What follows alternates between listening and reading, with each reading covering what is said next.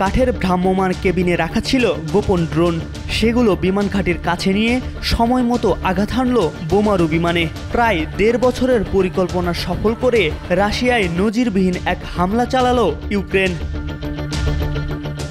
রাশিয়ার সাইবেরিয়া অঞ্চলে ৫টি সামরিক ঘাঁটিতে বড় ধরনের ড্রোন হামলা চালিয়েছে ইউক্রেন। এতে করে রাশিয়ার ৪০টির বেশি যুদ্ধবিমান ক্ষতিগ্রস্ত হয়েছে বলে দাবি করেছে ইউক্রেনের একজন নিরাপত্তা কর্মকর্তা।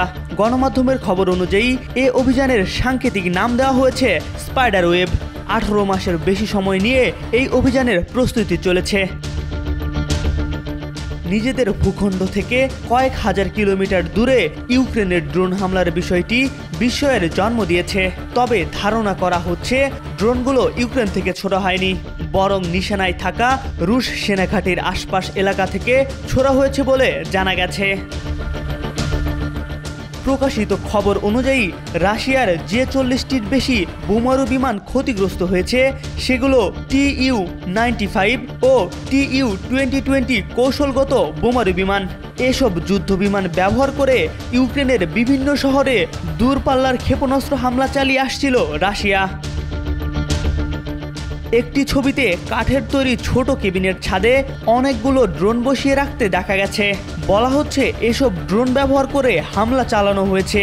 যেখান থেকে হামলা চালানো হয়েছে ট্রাকে করে ড্রোনগুলো সেখানে নিয়ে যাওয়া হয়েছে। এছাড়া কয়েকটি ভিডিওতে হামলার দৃশ্যও দেখা গেছে। সেখানে TU-95 এর মতো কয়েকটি বড় বোমারু বিমান আগুনে পুড়তে দেখা গেছে। ২০২২ সালের ফেব্রুয়ারিতে ইউক্রেনে সর্বাত্মক হামলা শুরু করে রাশিয়া। এ যুদ্ধের শুরুতে সামরিক শক্তিতে রাশিয়ার তুলনায় ইউক্রেন অনেক কম শক্তিশালী ছিল।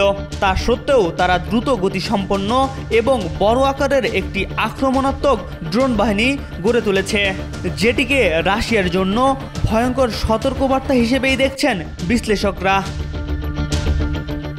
MR আকাশ, আজকাল।